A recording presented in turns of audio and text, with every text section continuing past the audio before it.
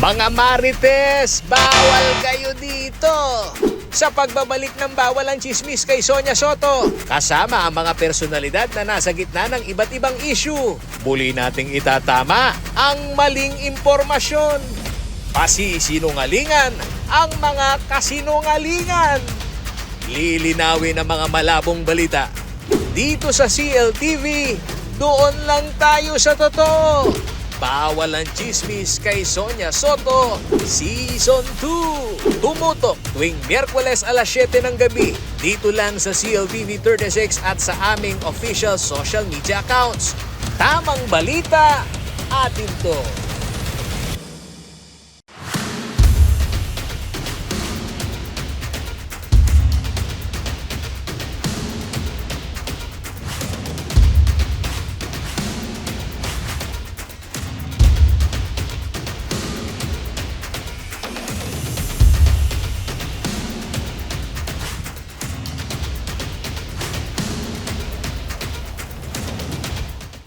Good afternoon, good evening, magandang tanghali, good morning. Anong oras man kayo nanonood sa television man o social media, ito ang Bawal ang Chismis at ako si Sonia Soto. Muli pong nagbabalik ang ating programa para sa unang episode ng ating second season. Tatalakayin natin ang isa sa mga maiinit na usapin ngayon sa sektor ng edukasyon dito sa siyudad ng San Fernando. At para bigyang linaw ang isyong ito, hindi ho taga San Fernando ang inimbitahan natin sa programa, kundi si Attorney Joselito Aliswag, isang akademiko at kasalukuyang Regional Director ng Commission on Higher Education sa Mimaropa Region.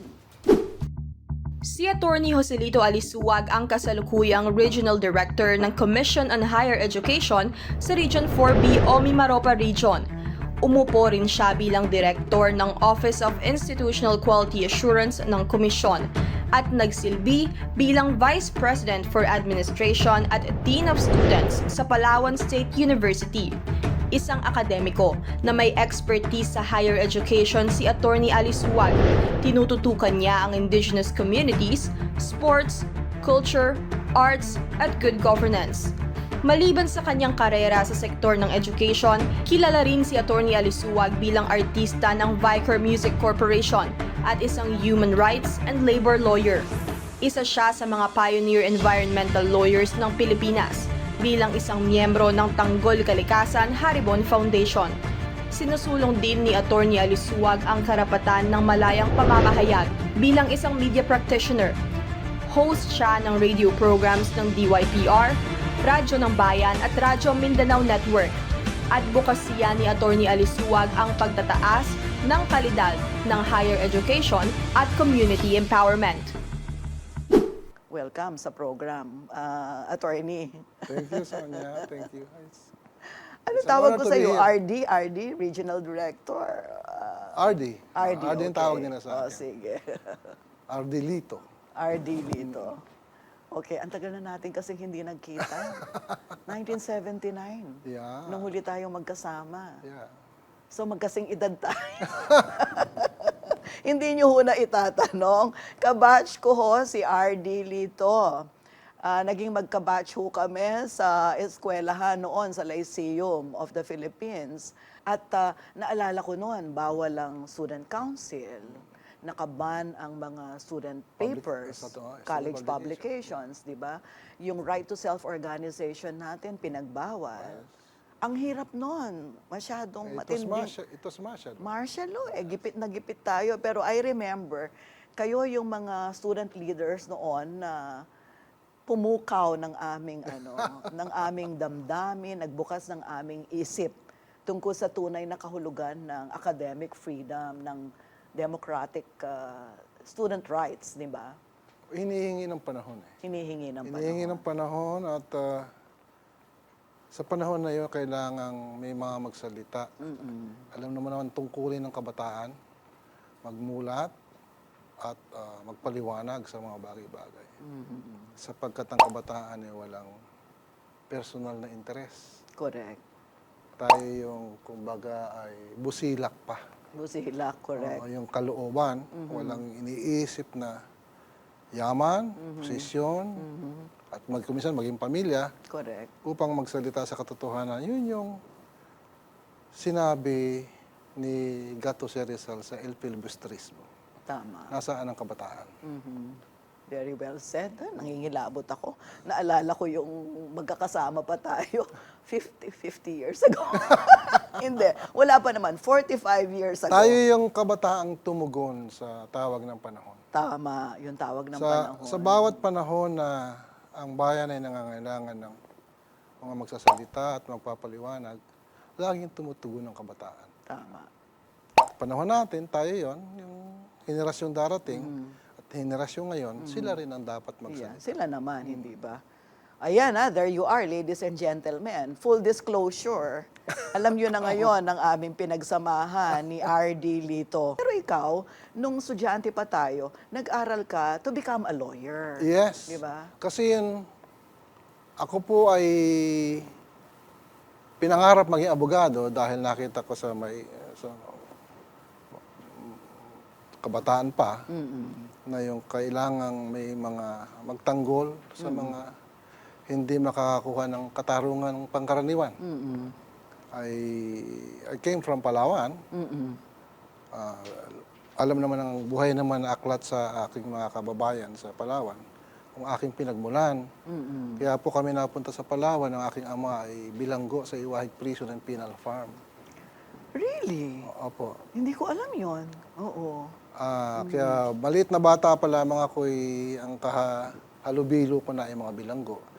Na nagsasabing yung kung ako'y walang kasalanan, wala nga lang akong abogado, wala akong pera, pa itustos sa aking kaso. Mga kalahati yan. Kalahati na nasa bilangguan noon, siguro hanggang sa ngayon. Mga mahihirap na madalas ay napagbibintangan at walang nagtatanggol sa kanila. So I grew up with that, seeking justice for people and masabi yung katotohanan sa bawat kaso.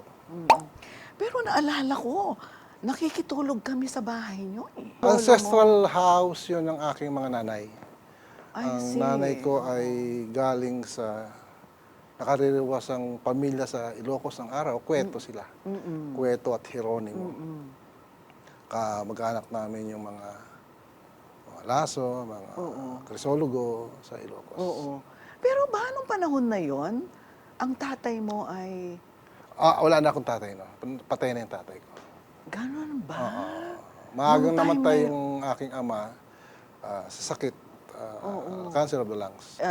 So nung college tayo, wala na, no? Ang tumutustos na lang sa aking pag-aaral yung aking nanay at yung mga kamag-anak. Ba you went into environmental advocacy? Yeah, well, I went, nung ako'y abogado, nag-human rights ako. Then, Yes, human rights lawyer, oo. Labor. Then, nung magpasya akong bumalik sa akin lalawigan, nung nagkakagulo na sa Kaminila, alam mo yung mga problema rito sa Kaminila. Tama. Pagkatapos ng EDSA Revolution, umuwi na kami sa aming lalawigan. Then, nung ako'y umuwi sa Palawan, the issue was environment. At nagsuri ako, nakita ko na nasisira na yung aming kalikasan. So, yung mga aktibo sa kilusang protesta at yung iba pang tao nagmamahal sa kapaligiran, naghahanap ng, sabi lang, leader or organizer. Medyo marunong tayo ng konti sa pag-organize. naman, alam ko yun, oo. Inorganisa ko yung kilusan ng kalikasan sa Palawan, Hari-Haribon, Palawan. And that's, it was one of the more successful environmental Yes. movement in the Philippines. We managed to stop commercial logging in Palawan.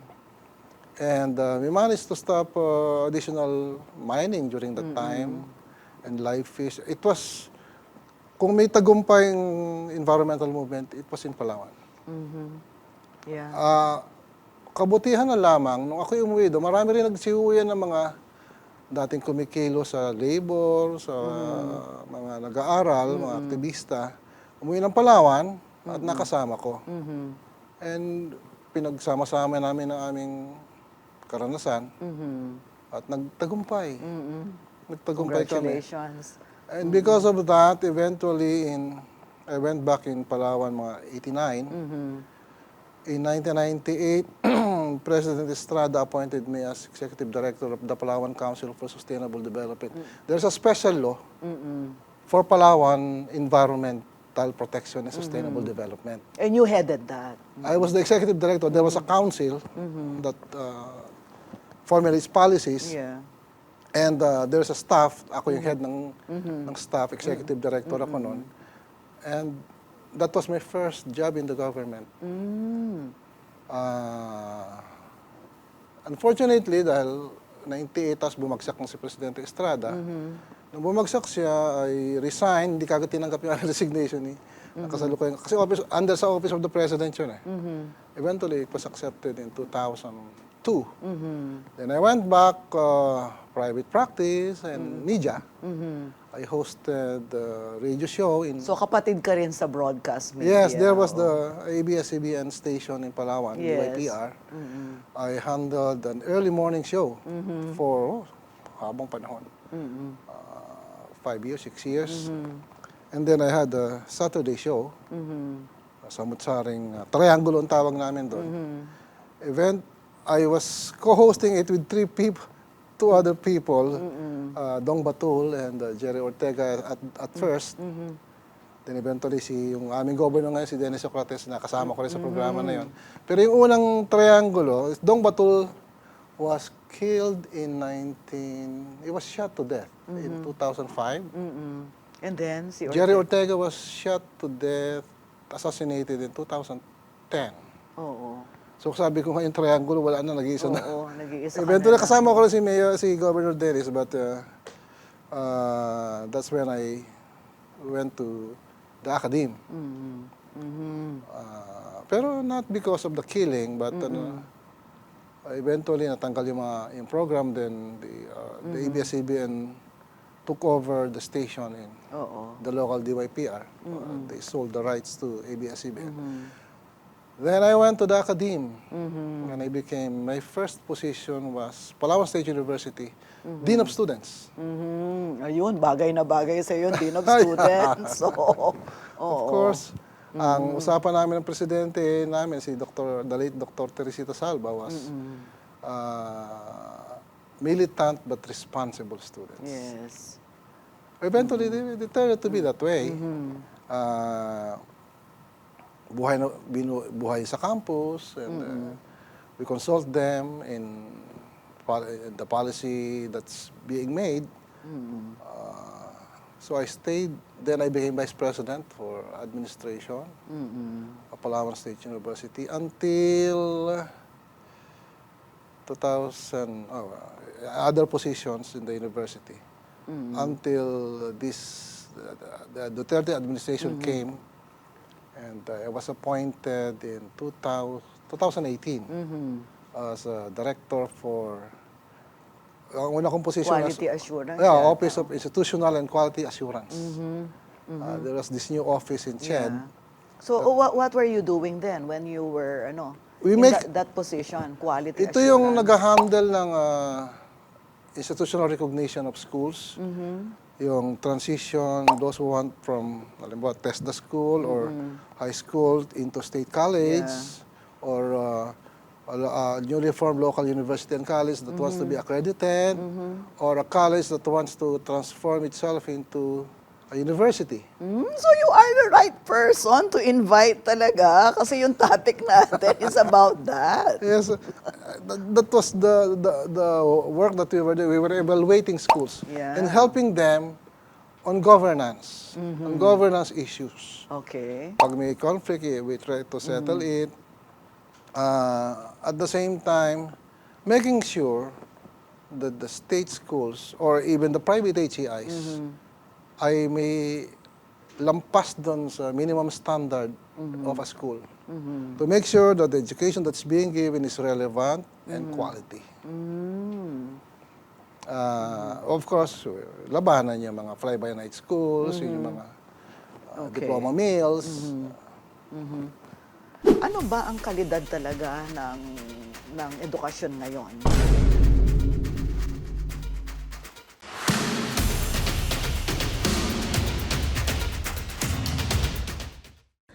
Pagpasok pa lamang ng bare months ay kumukutita at maliwanag na ang kahabaan ng Jose Abad Santos dito sa Pampanga dahil sa mga maririkit na parol. Mula pa noong 1900 sa ginagamit na ang mga parol bilang dekorasyon at simbolo ng kapaskuhan at pananampalataya sa Diyos. Sa kalaunan ay nagdaos ng patimpalak upang hirangin ng mga pinakamahusay sa larangan ng paggawa ng parol na dinatawag na Ligligan Parol.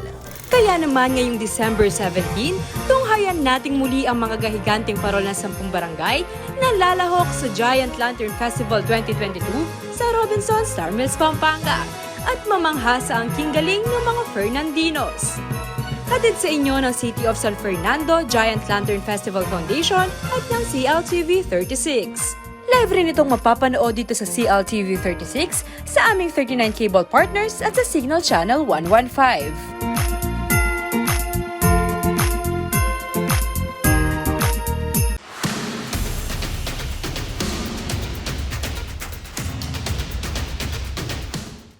Malaking debate ngayon ang House Bill 4985 na sinusulong ni Pampanga 3rd District Representative Aurelio Dong Gonzales. Layo ng panukalang ito na i-convert ang City College of San Fernando, Pampanga sa isang state college. Narito ang ilang fast facts kaugnay ng usapin. Unang nag-file ng hiwalay na bill si Representative Gonzales. Ito ang House Bill 4079 na nagsusulong na gawing regular campus ng Don Honorio Ventura State University o DOVSU ang City College of San Fernando. Tinutulan ito ng mga administrador, alumni at estudyante ng kolehiyo. Dahil dito, ayon kay Representative Gonzales, isasantabi na muna niya ang panukalang ito. Nagkaroon ng consultation meeting kasama ang City College of San Fernando Community, City Government, Representative Gonzales at iba pang mga stakeholder. Ayon kay City of San Fernando Mayor Vilma Caluwag, ikinatuwa niya ang panukalang gawin na lamang State College ang CCSFP imbes na regular campus ng DOVSU sa ilalim ng House Bill 4985. Gayon din, bukas ang sangguniang panlunsod sa panukalang ito. Ilang mga kabataan at student leaders sa City College of San Fernando ang nagpahayag ng pangamba sa posibleng conversion ng kolehiyo. Anila, baka mawala na ang tinatawag nilang aslag identity at hindi na maging prioridad ng paaralan ang mga Fernandino kung sakali mang maging state college ang institusyon. Binuksan sa publiko ang isang town hall meeting kaugnay ng issue noong November 25 kung saan inimbitahan ang mga eksperto para bigyang linaw ang iba't ibang anggulo ng panukala. Taong 2008 nang buksan ng City College of San Fernando sa bisa ng City Ordinance 2008-18. Sa kasalukuyan, 1,500 na estudyante ang naka-enroll sa kolehiyo. Siguro before we, jump into yung debating mainit ngayon dito sa aming lokalidad tungkol sa City College being converted to a state college. Ano ba ang kalidad talaga ng edukasyon ngayon sa ating bansa kung, bigyan mo lang kami ng ideya, ano ang main challenge natin? First, Sa ang edukasyon. una nating naigpawang problema, na pinaglalaban natin nung araw, yung access to education. Access to education. Sinisigaw natin nung araw, edukasyon, karapatan ng mamamayan. Correct. Under the Duterte administration, there was the Unifas law. Yeah. Naging libre ang edukasyon sa tertiary system. So now, dahil okay na yung access, the access issue has already been answered. We are now making sure that it should be a quality education. Okay. Sinasiguro natin na una ay karapat-dapat at mahuhusay mga guro. So CHED is now sponsoring a lot of scholarship for faculty. Second, that the facilities are okay, classroom, laboratory, etc., library, even comfort room. So we accredit.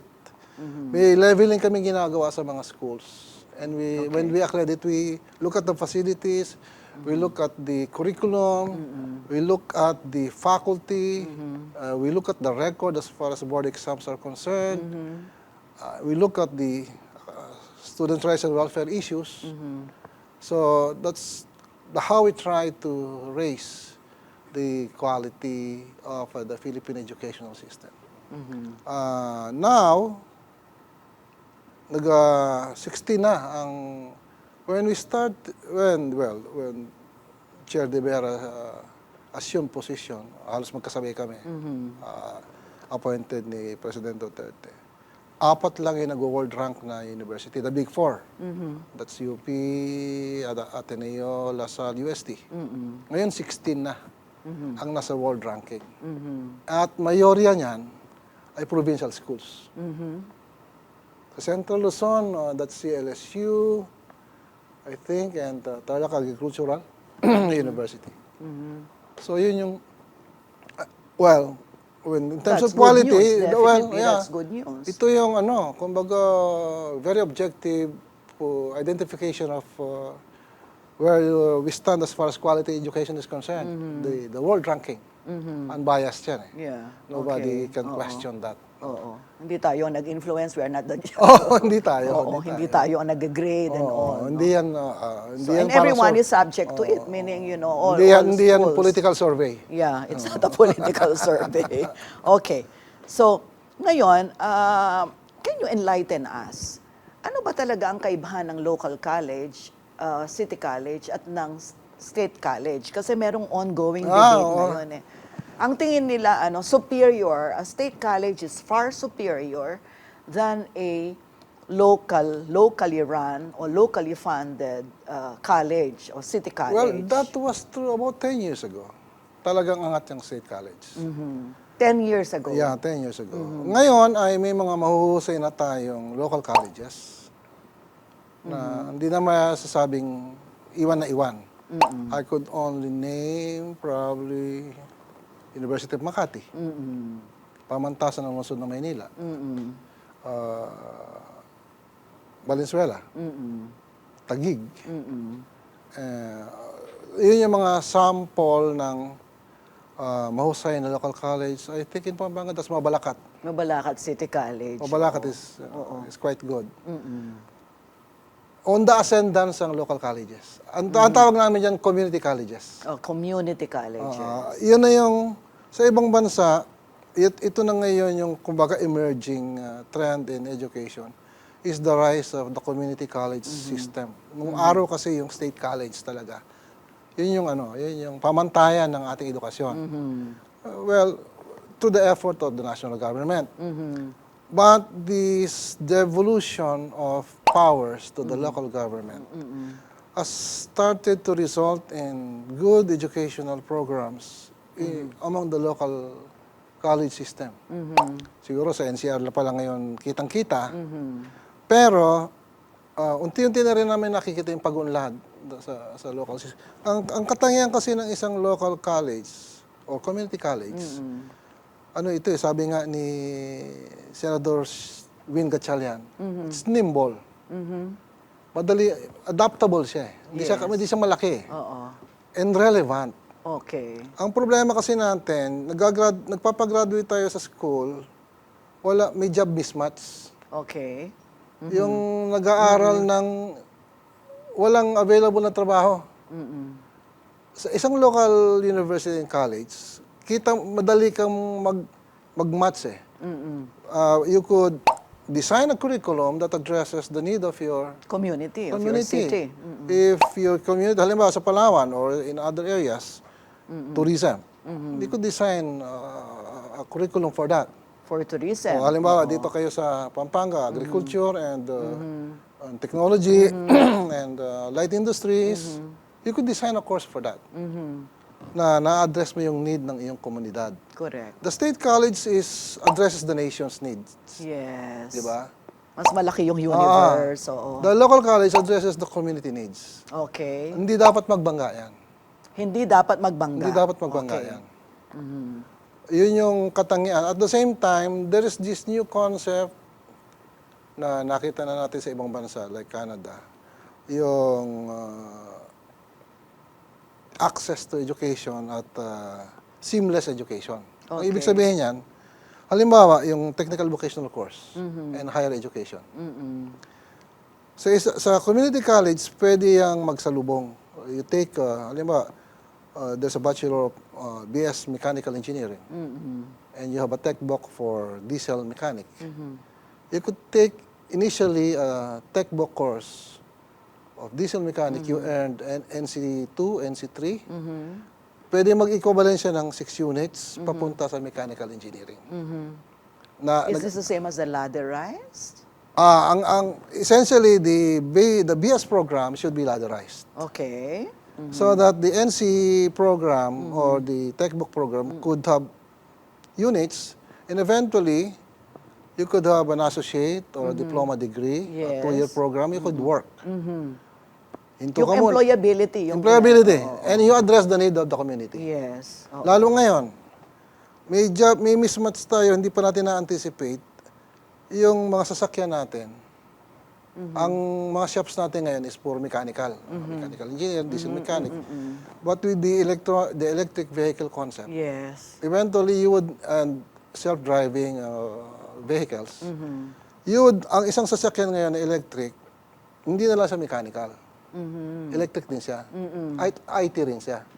So you need yung pagsasama-sama ng tatlong kurso ng mechanical engineering, electrical engineering, at IT. Correct. Parang broadcast engineering din eh. Yes. From analog to digital. Eh. And ang pwedeng maka-adjust dyan is the community college. Oo. Kasi ang state college is fixed, hindi naman sa fixed, pero the curriculum are standard. If you say BS Mechanical Engineering, we have a standard for that.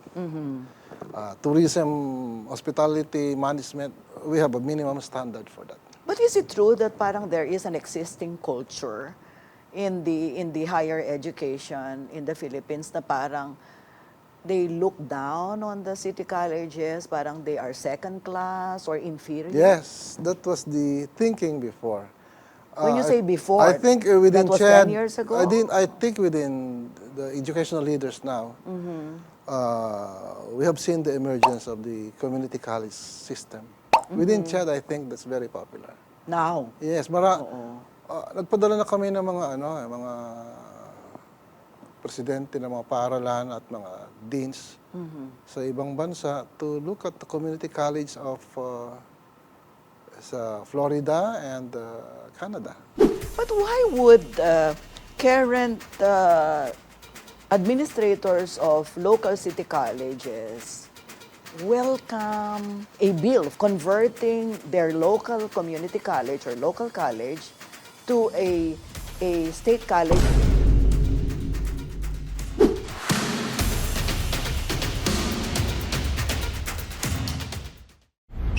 Tumunog na ang gandingan para sa karapatan. Ang napili ng mga iskot-iska bilang most development-oriented talk discussion program ay ang Perspektiba, Trolls sa Pulse, CLTV. Sa ngalan ng CLTV, ako'y nagpapasalamat sa mga bumubuo ng UP-LB Gandingan sa karangalang iginawad ninyo sa aming programang Perspektiba dito sa CLTV. Lahat tayo ay nagtatrabaho sa media industry. Araw-araw ay tumugon sa tawag ng panahon upang maging plataporma para sa mga walang boses sa lipunan upang sila'y patuloy na marinig. Maraming pagsubok ang dumating at darating pa. Ngunit sa tiyaga at determinasyon, nagtagumpay tayo. Narito pa rin tayo at patuloy nating malalagpasan ang bawat balakid. Muli nais naming iparating ang aming taus-pusong pasasalamat sa UP-LB Gandingan Awards at iniaalay namin ang karangalang ito sa aming mga tagapanood na siyang inspirasyon namin araw-araw, oras-oras, minu-minuto. Nakalasalamat po kay kayo ngayon.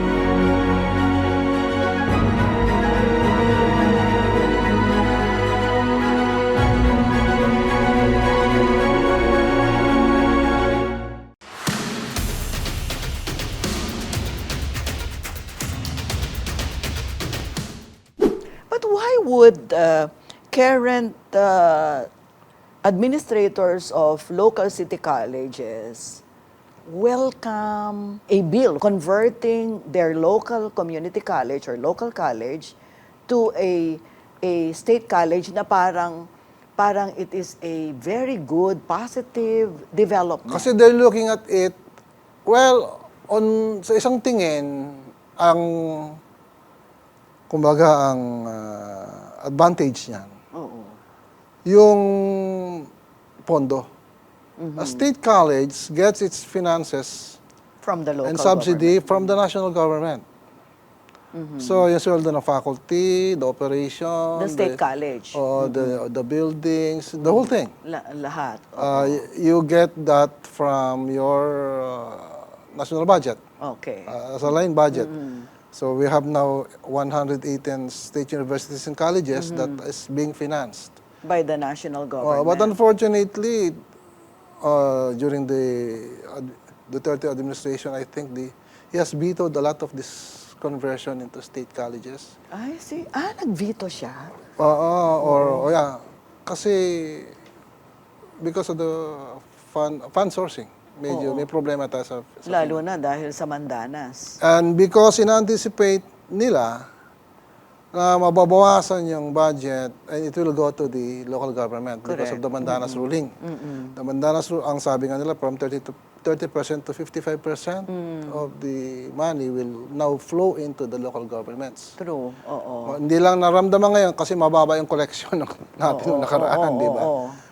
And one of the devolved, pag sa LGU yan, ang sagot naman ng DBM dyan is, well, mapupunta sa iyong pera, we will also devolve some functions of the national government to To you. you. Correct. And bahagi dyan, yung education. Section 17 of the local government code, letter E, says that part of the devolution should be the support to education. So eventually, education, while it's still a shared responsibility between the national government and the local government, it will be slowly devolved and be assumed by the local government because the funds, they will have so much funds to handle those education programs. So doon yung konsepto na kaya sinasabing papuntang edukasyon sa local colleges or Pero merong mga nabasa din ako, no? Of course, these are old references kasi parang panahon pa ni Dr. Emmanuel Angeles.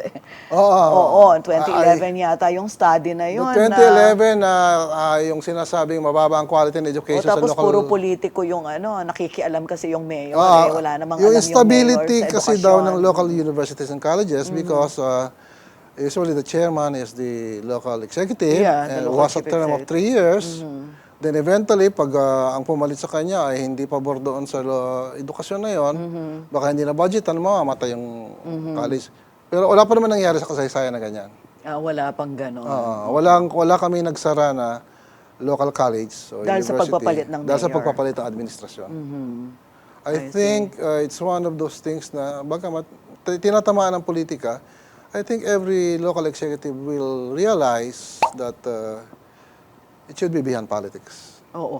Pero merong nagsasabi na kung daw ang mayor namumulitika, gagamitin niya yung city college, pagkatapos lagay lang siya ng lagay ng mga doon, ng mga gusto niyang mag-aral doon. dahil sa patronage politics.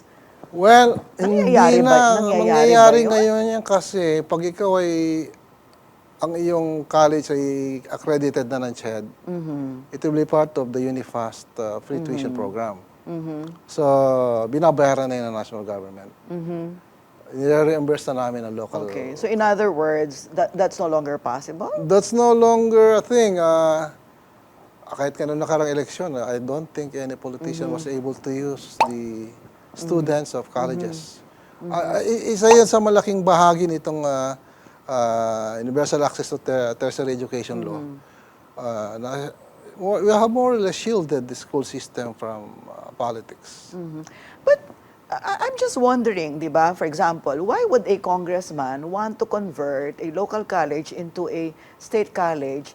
Doesn't the congressman represent the national mindset? Meaning, di ba, he's pretty aware that they go through budgeting, they know, they are aware of the devolution, di ba? Well, if I were a congressman that wants to sponsor it, ang laging motive yan is the finances. Why? Para hindi mabigatan yung local government, kasi usually, babudgetan ng local government. Pag state college na yan, sagot na ng national government. So may ibsan na yung lokal na pamahalaan at magagamit niya na yung kalabisang pondo sa ibang mga bagay. That's the ideal scenario. Pero hindi ba maganda yun? I mean, di ba Maganda yun. parang nagmamalasakit But, yung congressman doon sa kanyang Tapos, kung ano man distrito? yung gustong idagdag ng local government, dagdag na lang. Di ba? Paggawa ka ng additional building, it's additional personnel siguro. Yan ay ideal scenario. Okay. But the current scenario is hindi na nagdadagdag ng state college ngayon because of the funding sources problem. Hindi ko alam kung it will, kumbaga, pagdating sa ganyang issue, nakikialam na ngayon sa atin yung finance, yung DBM, sabihin nila, huwag na tayo magdagdag ng mga schools. Pero, dahil batas yan, kung may siya na makalusot, then eventually, funds will be allotted to it. Yes, of course. Oo. Pero, that's the rationale for converting the local college into a state college. Would it become better? I mean, kasi sabi nila, ayaw nyo ba yun kung ang city college ay magiging state college kasi magiging, magiging far superior. To the rationale, dahil state college na siya. Oo. Pwede, and it could happen, but that doesn't mean that if it remains as a local college, magde-deteriorate na siya. Depende, naman yan, sa pamamahala. At pag-assure ng quality. Ang CHED naman, we assure the quality not only of the state college, but also the local college. Kaya meron kaming institutional recognition and program certification. We look at the programs and make sure that it meets the minimum standard of the Commission on Higher Education. Also, yung mga institutions, we make sure that they meet the minimum standard of a viable local college. So are you saying, RD Lito, na ang local city college hindi naman papuntang state college? Anong pupuntahan niya? Local university? Local Ganon, university, yes. oo. Parang University of Makati. O Hindi ganun ang development na from local college to a state college. Ang metamorphosis ngayon ng local colleges is from local college to local university. Sabi ko, sample ko dyan, University of Makati at pamantasan ng lungsod ng Maynila. One of the best schools here now.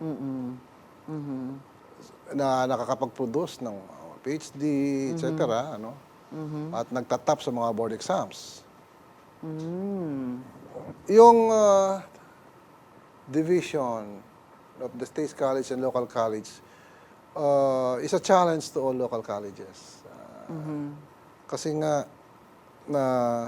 yung konsepto mo nakaraang panahon na sinasabing mas angat ang state college. It's because of the funding support.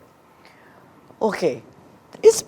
Talking about funding support, bakit kung mayor ka, for example, at eto ang congressman, gusto niyang i-convert into a state college ang local college, hindi ba dapat matuwa ka as a mayor kasi mababawasan yung babudgetan mo? Oo. Maibsan ka sa... Di ba mababawasan ang responsibility mo? Mababawasan yung gastos ang trade-off mo? mo nga lang doon, pag state college siya, remember, sa local college, ang chairman ay mayor. At ang mga personnel ay city personnel, plantilla position. Pag mag-state college yan, national plantilla positions yan. Which means, pag nag-open ka ng isang faculty dyan, post mo yan sa civil service. Okay. Hindi ma-absorb yung mga yon automatically? Hindi, ma-absorb din. Sa transition, usually na-absorb yan. Okay. But once nagkaroon ng vacancy dyan, it's open to everybody. Anybody from Tawi-Tawi to Batanes. And even the students? And pag state college, you open your enrollment to Everyone? To everyone. Hindi siya Who qualifies. for example, katulad sa City College, reserved for the for the Yun ang katangian residents. ng local college. Bagamat may ibang state college na may mga imposition sila na preference. Okay, pwede yon. Pwede naman yun. Like a certain percentage of your students. Preference, ganyan. pero you cannot stop altogether. Mm-hmm. Another student coming from another province from applying to your school. So, kanina sinabi mo, hindi sila dapat magbangga eh. City College, State College, di ba? When we talk about parang access, parang mas makakatulong sa access kung meron kang local college at meron kang state college. Tama ba na mas mahirap makapasok sa state college kesa sa city college? Ano ba saan ang gagaling yung hirap? Sa ngayon, open access tayo sa education natin. There are just some quota courses that, alam ba, BS Accountancy, you must have a certain grade or you must, sa entrance exam, ganito kataas ang makukuha mo. Bihirang-bihira naman talaga yung dinideny natin because of the access issues. So, siyempre may nadideny din dahil may entrance exams eh. Yes, oo. Ganoon din naman sa local college eh. You have entrance examinations. Bagamat, mas pwede mo i-relax. Oo, hindi yung Yung admission, only the brightest, parang gano'n, oo. Kasi naman edukasyon, bukas para sa lahat yan. Ang in-educate mo, hindi ka Basta gustong mag-aral, di hindi. ba? Yung ang pinag-uusapan na sa Universal Access to Quality Tertiary Education, hindi lang yan, sabi nga, hindi yan pang matalino lang. Pwede rin naman yung hindi matalino. Of course, oo, di ba? Nangangailangan Kasi din ang siya ng hindi edukasyon. ang hindi matalino pwedeng may ibang skills eh. Oo. May ibang talentong Kanya-kanyang talento yan. Oo. may binigay na ibang talento eh, di ba? Ang Diyos, di ba? Parang hindi mo naman lahat. Of course, may mga taong swerte, lahat nakuha na nila, di ba? Maganda na, matalino na, mayaman pa, marami pang talents. Pero hindi naman gano'n ang karaniwan eh, o ang karamihan. Tsaka nga pinag-uusapan niya, equity. Correct. That's the main purpose of the law. Bigyan ng chance at siyempre, ultimo yung nasa laylayan ay makapasok. Marami na nang nakagraduate ngayon. Halimbawa, yung meron ng TES beneficiaries, yung mga member ng purpose na mga bata nag-aaral, yan ay nakaka-avail ng tertiary education subsidy. Pag ikaw na sa state school, ikaw ay merong 20,000 per semester, maliban sa pre-tuition. Pag sa private school ka, you have 30,000 kada semester. Do you advocate local colleges?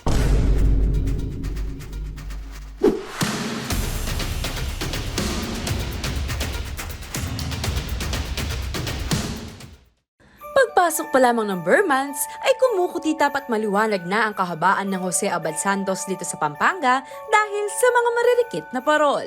Mula pa noong 1900 sa ginagamit na ang mga parol bilang dekorasyon at simbolo ng kapaskuhan at pananampalataya sa Diyos. Sa kalaunan ay nagdaos ng patimpalak upang hirangin ng mga pinakamahusay sa larangan ng paggawa ng parol na dinatawag na Likligan Parol. Kaya naman ngayong December 17, tunghayan nating muli ang mga gahiganting parol ng 10 barangay na lalahok sa Giant Lantern Festival 2022 sa Robinson Star Mills, Pampanga at mamangha sa angking galing ng mga Fernandinos. Hatid sa inyo ng City of San Fernando Giant Lantern Festival Foundation at ng CLTV 36. Live rin itong mapapanood dito sa CLTV 36 sa aming 39 cable partners at sa Signal Channel 115.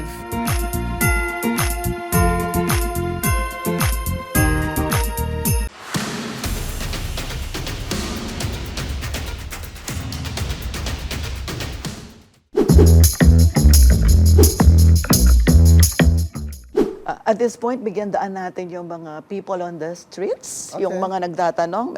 Meron yatang gustong itanong kay RD Lito, yung mga inikot ng CLTV team, yung mga taga rito, may mga kabataan yata na may mga tanong.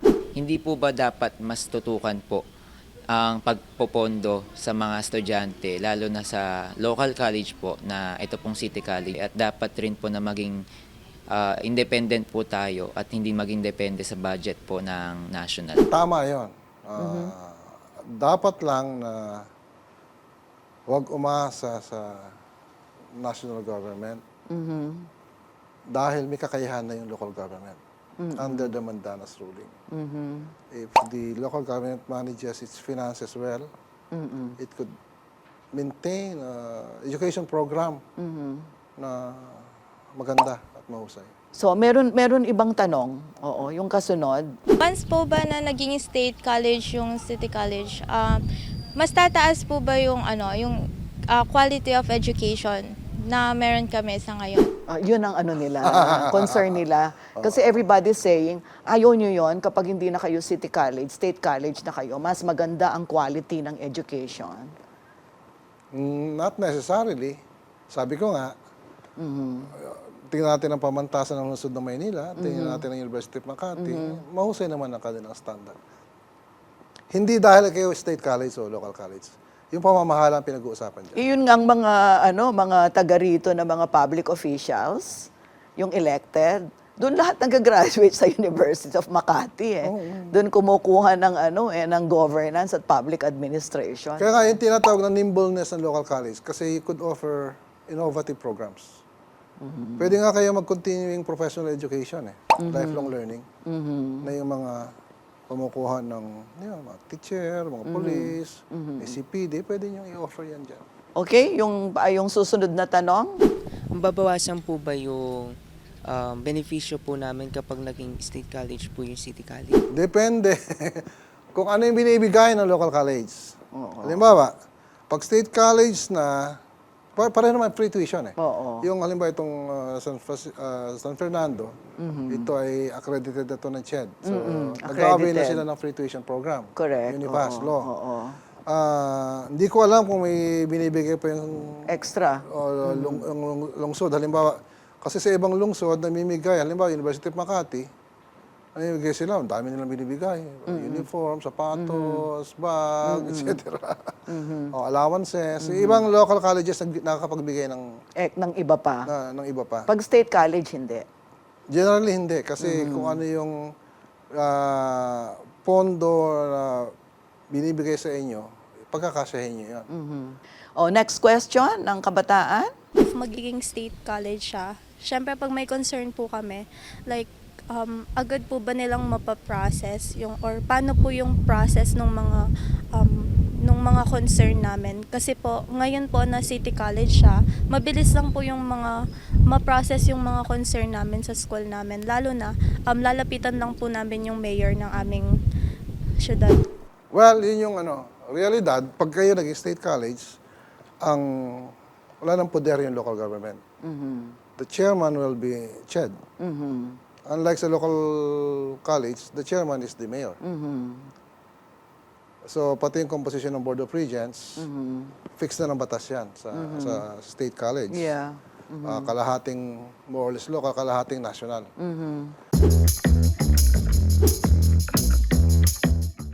Let's talk about Pampanga. I'm pretty sure you are aware that we have many state college. We have a number of... Yes, you have two state university here. Yes. Oo. Pisao and Dabsu. Dabsu. Ang gagaling ng mga graduates sa mga Ayan. universities na yun. Mahusay na Mahusay. paaralan yan. Actually, kanya din, parang tulo din ng laway nung... Tsaka mahusay yung mga private HCIs diba? dito. Pag mag-state college, state university, syempre may tendency ka rin na, oh, wow, di ba? Dahil nga, ito yung mga sample mo Dabsu, Pisao, magagaling naman yung mga yan. So, syempre, parang yung feeling ng iba, kung mag-state college tayo at magiging katulad tayo ng Dabsu, di ba, magandang bagay yon. Pero meron parang UMAC at PLM. Yeah, oo. So, hindi necessarily na para kasi pag sinabi mong parang I'm just looking at it from another point of view na para bang sinabi mo na wala state college hindi na yan uunlad, parang ganon. You can never become like this Yun yung ating good schools. educational stereotyping na sinasabi. Oo. But you mentioned MCC, Mabalacat City College. Bagong-bago lang yan. We've heard so much about. I haven't been there, pero I saw a document that says it's a good school. Good school. At si Dr. Mitch Ong, the college president, recently was sent by CHED to the US. To study community college. Actually, hindi lang naman yung mga faculty pinag-aaral namin, pati mga pangulo. Ako, katatapos lang namin kasama ko ibang mga pangulo. Nag-aaral kami sa AIM on global academic leadership, how to tsaka smart university. Do you also run a state college or did you ever run from an advocacy standpoint? Do you advocate local colleges? I saw among educational managers, we're really taking a hard look at the community college concept. We feel that this is the trend for the future. College that's supported by the community, that serves the community. Na nakita namin sa ibang bansa, specifically Canada and the United States and some other countries. That sila yung nakatugon sa pangangailangan ng kanilang mga community. And the standard is quite good. And it's more responsive. At doon nagsalubong yung yung bagong trend nga ngayon ng seamless education, yung textbook, higher ed, tapos yung pagkilala sa indigenous culture. There are indigenous schools in the West run by indigenous communities.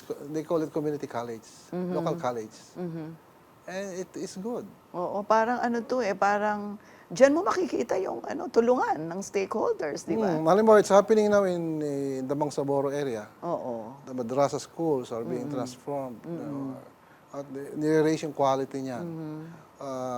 What is local will not necessarily be inferior. Someday the local will be good. Oo. Because what is global comes from local. Correct. Oo. Tama. Oo. Lalo na ngayon nagkaroon ng pandemic, di ba? Parang mas na-emphasize natin yung need to go back to the basics, strengthen the And of course, local. tsaka yung understanding the culture. Like for example, Pampanga has its own culture. Correct. Oo. Kami sa South, I'm from Palawan, we have our own culture. And tingin namin yung that culture should be part of the curriculum, the respect for the culture and the research for the culture. Yeah. So, doon pumapasok yung local college system. Oh, that's a very di ba? Ang ganda ng ganong klaseng thinking. Dapat pag-aralan pa, palalimin pa yung pag-intindi. Kasi alam mo naman ng araw ang ating criticism sa education as Masyadong colonial, westernized. part of the ganon. colonial mentality development Oo. and cultural imperialism. Yeah, parang ganon. Oh. Making sure that the Western concepts are popularized True. and we measure everybody by the concept, the Western concept. Na, sabi nga natin, mahusay ang Pinoy, mahusay ang Pilipino. Pero ang Pilipino ay binubuo ng iba't ibang kultura Tama, oo.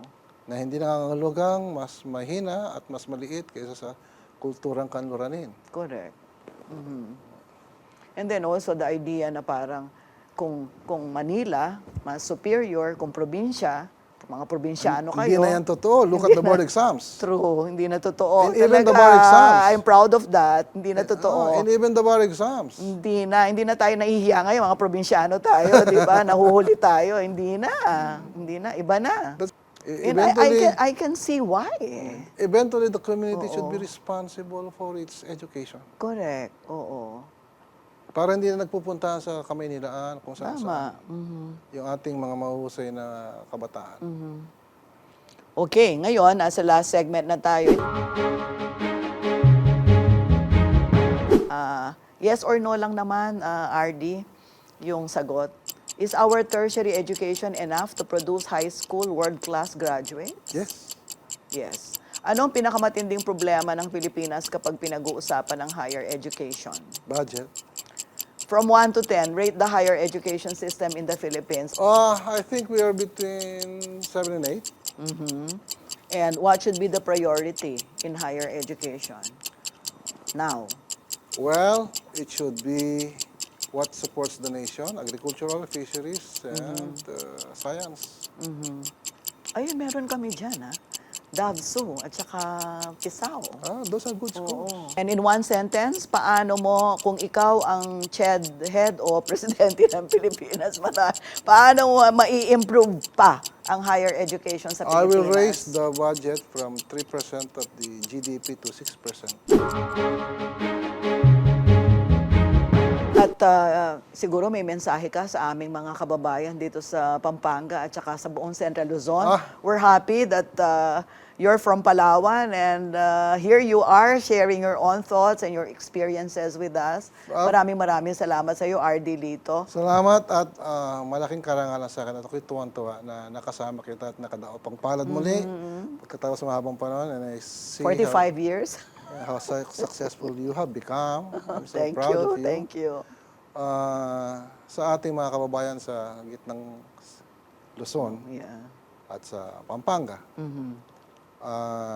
yung pong edukasyon ng ating mga anak ay nandiyan na, may access na sila. Sinusiguro natin ang kalidad. Yung pong edukasyon ay sana pagtulong-tulungan natin. Hindi po dapat ito mag-meet siya ng hindi pagkakasundo.